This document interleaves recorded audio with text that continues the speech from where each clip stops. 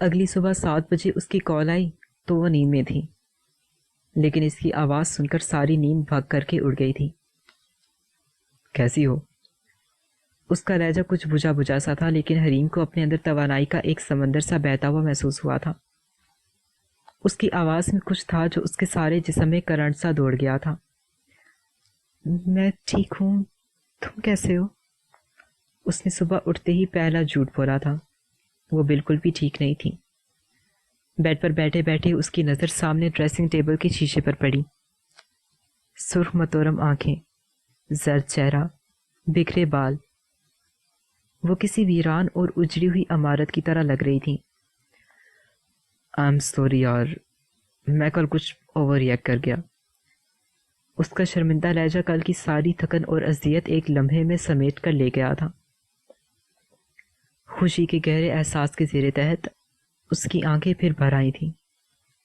یقین کرو میں ساری رات نہیں سو سکا، بس مجھے شوق لگا تھا اس بات پر۔ کاش تم مجھے شروع میں ہی بتا دیتی، لیکن پھر میں نے بہت سوچا۔ وہ تمہارا ماضی تھا، میں تمہارا حال ہوں۔ وہ اپنے مخصوص پرانے انداز کے ساتھ پھر سے محو گفتگو تھا۔ حریم کو ایسے لگ رہا تھا جیسے اسے ایک نئی زندگی مل گئی ہو۔ اسے اپنی رگوں میں زندگی کی حرارت سے بھرپور خون کی روانی محسوس ہوئی تھی۔ شام میں ہانیہ آئی تو وہ بالکل ٹھیک ٹھاک اور فریش تھی۔ لو، تم خواہ مخواہ کل پریشان ہوتی رہی، میں نے کہا نہیں تھا کہ وہ لوٹ کر تمہاری طرف ہی آئے گا۔ ہانیہ اپنے اندازے کی درستگی پر مسکرا رہی تھی۔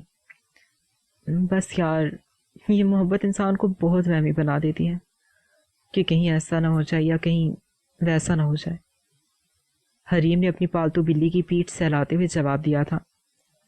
نونی نے ہانیہ کی طرف دیکھ کر برا سا منہ بنایا تھا۔ وہ دونوں اس وقت ٹیرس میں رکھی جھولے پر براجمان تھیں۔ بہت کمینی ہے یہ تمہاری نونی، کیسے میری طرف دیکھ کر گھراتی ہے۔ ہانیہ کو بلی کی اس حرکت پر بے اختیار غصہ ہی تو آ گیا تھا، جبکہ حریم اس کی بات پر کھلکھلا کر ہنس پڑی تھی۔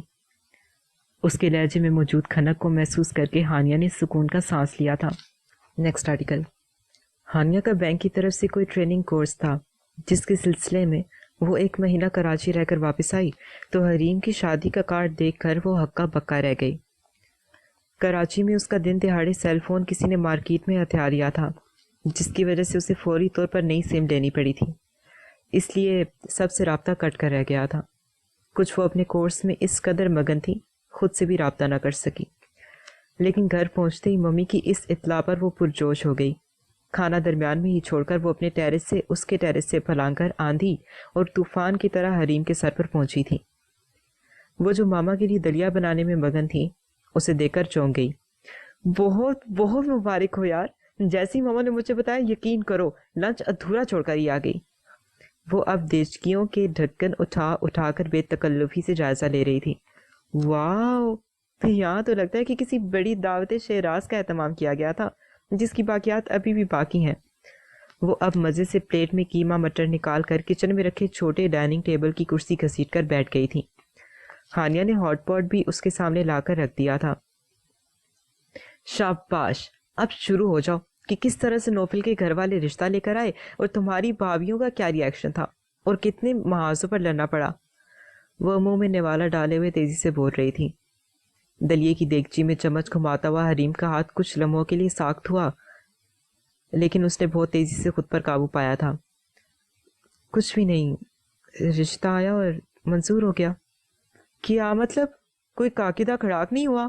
بھائیوں نے یا ماما نے پوچھا نہیں کہ تم مجھے کیسے جانتی ہو؟ ہانیہ کو اس کے جواب سے تسلی نہیں ہوئی تھی، اس لیے اچار والا ڈبہ کھولتے ہوئے تجسس سے پوچھا۔ جب سبھی اسے جانتے تھے تو مجھ سے کسی نے کیا پوچھنا تھا؟ حریم کے سپاٹ انداز پر وہ تھوڑا سا ٹھٹکی۔ اوئے، یہ کیا تماشا ہے؟ نوفل کو سب کیسے جانتے تھے؟ یہ کون سا اسٹار پلس کا ڈرامہ مجھے سنا رہی ہو؟ ہانیہ نے بیزاری سے نوالا توڑ کر منہ میں ڈالا تھا۔ تو میں کب نوفل کی بات کر رہی ہوں؟ حریم کی بات پر وہ نوالا نگلنا بھول کر سخت تعجب سے دیکھنے لگی، جس کے چہرے پر سنجیدگی کی گہری تہ کسی انہونی کا پتہ دے رہی تھی۔ میری شادی نوفل کے ساتھ تو نہیں ہو رہی؟ اس نے دھماکہ ہی تو کیا تھا۔ ہانیہ کے ہاتھ سے روٹی کا ٹکڑا بے دہانی میں میز پر گرا۔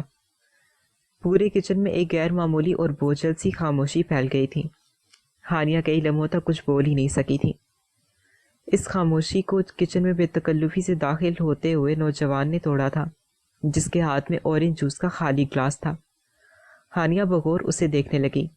سرمئی پینٹ پر مرون شرٹ اس پر خوب جچ رہی تھی۔ 6 فٹ سے نکلتا قد، گھنے بال اور چہرے پر تازہ شیو کا تاثر تھا۔ وہ خاصی متاثر کن پرسنالٹی کا حامل انسان تھا۔ اوف، کچن میں 2 خواتین اور وہ بھی خاموش۔ یہ ہے تو 21ویں صدی کا سب سے بڑا سچ، لیکن کوئی یقین نہیں کرے گا۔ اس نے متبسم انداز سے فریج سے جوس کا جگ نکال کر گلاس میں انڈیلا تھا۔ وہ اب ڈائننگ میز کی ایک خالی کرسی پر بیٹھ گیا تھا۔ آپ غالباً نہیں، یقیناً آنسا آنیا الوی ہیں، جن کے تذکرے میں پچھلے 1 ہفتے سے چچی کے منہ سے بلا ناغہ سن رہا ہوں۔ اس نے خوشگواریت سے کہتے ہوئے جوس کا گلاس لبوں سے لگایا تھا، جبکہ ہانیہ نے اپنے اندر برپا اتھل پتھل پر بمشکل قابو پایا تھا۔ آپ کی تعریف؟ اس نے بہت سرت سے خود کو سنبھالتے ہوئے اپنے سامنے کھڑے بندے کو دل ہی دل میں ہینڈسم کا خطاب دیا تھا۔ مجھے سارم یوسف کہتے ہیں۔ میں حریم کا تایازاد کزن ہوں۔ کینیڈا میں پیدا ہوا اور وہیں ساری زندگی گزاری۔ پروفیشن کے لحاظ سے سافٹ ویئر انجینئر ہوں۔ وہ متاثر ہوئی تھی یا نہیں، لیکن اس کے تعارف پر سر ہلاتے ہوئے کنکھیوں سے حریم کی طرف دیکھا، جو اس کی طرف پیٹ کیے دیگچی میں مسلسل چمچ ہلا رہی تھی۔ نہ جانے کیوں ہانیہ کو لگا تھا کہ وہ اپنی آنکھوں کی نمی کو چھپا رہی ہے۔ وہ اس کی رگ رگ سے واقف تھی۔ آپ راتوں رات کہاں سے اگا یہاں؟ ہانیہ نے ایک بھرپور مسکراہٹ اس کی طرف اچھالی تھی۔ وہ اس کی بات پر ہنسا تھا۔ راتوں رات زمین سے تو نہیں ہوگا، ہاں جہاز سے ضرور ٹپکا ہوں۔ چچی کی پاپا سے فون پر بات ہوئی اور پتہ چلا کہ وہ ایڈمٹ ہیں، تو پاپا نے فوراً پاکستان کا پروگرام بنا لیا۔ میں ان دنوں فارغ تھا، دماغ سے نہیں جاب سے۔ وہ بات کرتے کرتے رکا تو اس کی دلچسپ انداز پر ہانیہ ہنس پڑی۔ چونکہ آج کل چھٹیاں تھیں، بس پاپا نے مجھے کان سے پکڑا اور پاکستان لے آئے۔ اس کی باتوں سے ہانیہ نے اندازہ لگا لیا تھا کہ حریم کی شادی اسی سے طے ہوئی ہے۔ کہیں کان سے پکڑ کر ہی زبردستی دولہا تو نہیں بنا رہے تایا جی؟ اس نے جتنی بے ساختگی سے کہا تھا، اتنی ہی بے ساختگی سے سارم کا جاندار کہکا فضا میں بلند ہوا تھا۔ اس کے لبوں پر موجود مسکراہٹ میں ایک دم شرارت کا اضافہ ہوا تھا۔ خیر، زبردستی ادھر تو نہیں، دوسری پارٹی کی جانب ضرور ہو سکتی ہے۔ اس نے واضح طور پر حریم کے سنجیدہ انداز کی طرف اشارہ کیا تھا۔ وہ ان دونوں کی طرف پشت کیے دلیا بنانے میں مگن ہونے کی اداکاری بڑی کامیابی سے کر رہی تھی۔ خاتون خاصی سخت مزاج اور سرکاری اسکولوں والی سخت گیر استانی لگتی ہیں۔ وہ تھوڑا سا ہانیہ کی طرف جھک کر شرارت بھرے انداز سے بولا تھا۔ اس کے لہجے میں محسوس کی جانے والی اپنائیت تھی جو سامنے والے کو خاصی تقویت دیتی تھی۔ اگر نوفل درمیان میں نہ ہوتا تو یہ ایک پرفیکٹ کپل تھا۔ ہانیہ کو اس کی شخصیت، انداز اور کوالیفیکیشن نے سخت متاثر کیا تھا۔ ابھی بھی وقت ہے، سوچ لیں۔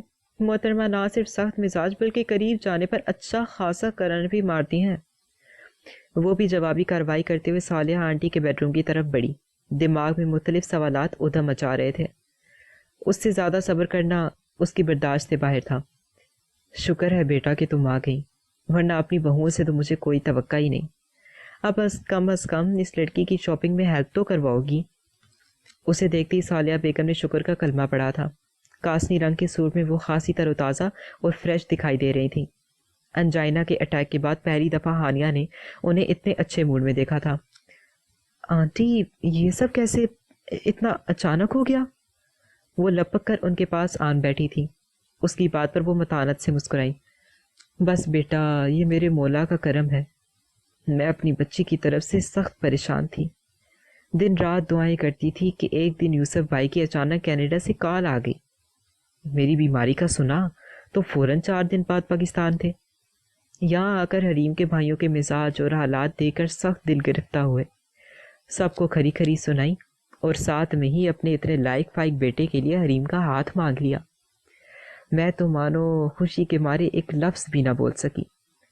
صالحہ بیگم کی آنکھیں آنسوؤں سے جھلملا اٹھی تھیں۔ وہ ان کے احساسات کا اندازہ کر سکتی تھی۔ یقین کرو پورے خاندان کو سکتہ ہو گیا کہ اس بچی کے نصیب کیسے کھل گئے۔ بھائی جان کے صرف 2 ہی تو بیٹے تھے، بڑے نے کینیڈین لڑکی سے شادی کی ہوئی ہے جبکہ دوسرے کے لیے ان کی خواہش تھی کہ پاکستان میں ہو۔ بھابھی جی کا انتقال ہو چکا ہے، بس اب ایک یہی بچہ اور بھائی جانی ہے، وہ مسلسل مسکراتے ہوئے بتا رہی تھی۔ آپ نے حریم کی مرضی پوچھی؟ ہانیہ نے اٹکتے ہوئے سوال کیا تھا۔ اس کے دل میں ایک طوفان برپا تھا۔ ہاں ہاں بیٹا، ایک دفعہ نہیں 3 دفعہ پوچھی ہے۔ سچ مانو میں اس دفعہ بہت ڈری ہوئی تھی کہ کوئی غلط فیصلہ نہ کر لوں۔ نہ صرف میں نے بلکہ اس کے تایا نے بھی اسے صاف صاف الفاظ میں پوچھا تھا کہ بیٹا اگر آپ کی کہیں اور مرضی ہے تو ہمیں تب بھی کوئی اعتراض نہیں، لیکن میں تمہاری شادی کر کے ہی پاکستان سے جاؤں گا۔ لیکن حریم نے صاف صاف کہہ دیا کہ جو آپ کی اور ماما کی مرضی۔ صالحہ بیگم کی خوشی کا کوئی ٹھکانہ ہی نہیں تھا۔ تو آنٹی، حریم کے جانے کے بعد آپ کی دیکھ بھال کون کرے گا؟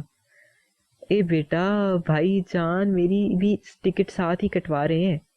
فواد بھی تو کینیڈا شفٹ ہو گیا ہے، اس کی اپنی بیگم کے ساتھ بنی نہیں۔ مجھے تو یوسف بھائی نے بتایا کہ وہ دونوں دبئی میں پچھلے 3 ماہ سے علیحدہ رہ رہے ہیں۔ ہیرا نے اپنے ماں باپ کو بتا رکھا تھا لیکن مجھے کسی نے بتایا ہی نہیں۔ صالحہ بیگم کی بات پر وہ زبردست انداز سے چونکی، اسے سخت دھچکا لگا تھا۔ فواد کی شادی کے بعد دونوں نے ہی ایک دوسرے سے کوئی رابطہ نہیں رکھا تھا۔ فواد اپنی اس زبردستی کی شادی سے خوش نہیں تھا، اس لیے احتجاجاً اپنی بیگم ہیرا کو لے کر فوراً دبئی چلا گیا تھا۔ ہیرا تحریم کی خالہ زاد اور جویریہ کی دوسرے نمبر والی بہن تھی۔ دونوں بہنیں ایک ہی گھر میں بیاہ کر آئی تھیں۔ شادی کے 3.5 سال میں اللہ نے جویریہ کو 2 جبکہ ہیرا اور فواد کو اولاد کی نعمت سے محروم رکھا تھا۔ کیا جویریہ بھابھی کو بھی نہیں پتا تھا؟ اسے سخت تعجب ہوا تھا۔ ارے بیٹا، سب پتا تھا، تھی تو میری بھانجی، مزاجوں سے مجھ سے زیادہ کون واقف ہوگا؟ سنا ہے کسی شیخ کے چکروں میں ہے، اللہ معاف کرے اور ہدایت دے۔ اس سے زیادہ سننا ہانیہ کے بس میں نہیں تھا۔ وہ بوچھل دل کے ساتھ گھر آئی۔ کچھ بھی تھا، اس کا اور فواد کا ماضی میں بہت اچھا تعلق رہا تھا جو آنٹی کی ضد کی وجہ سے ختم ہو گیا تھا۔ پرانی سم اس نے صبح ہی نکلوائی تھی۔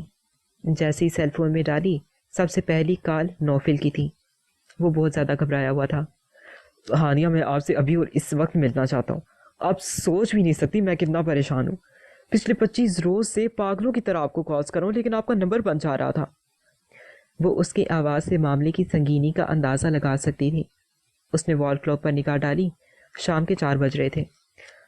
ٹھیک ہے، آپ آدھے گھنٹے تک فاطمہ جناح پارک کی گیٹ نمبر 1 پر آ جائے، میں وہیں آ جاتی ہوں۔